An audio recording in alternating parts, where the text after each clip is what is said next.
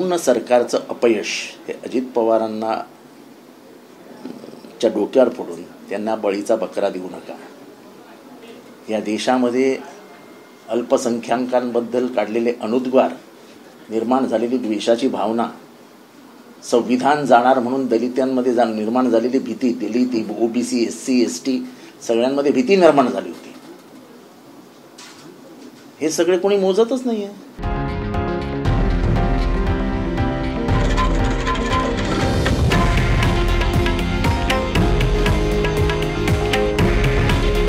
हे आहे देशातील नंबर 1 न्यूज नेटवर्क आणि आपण पाहत आहात TV9 मराठी.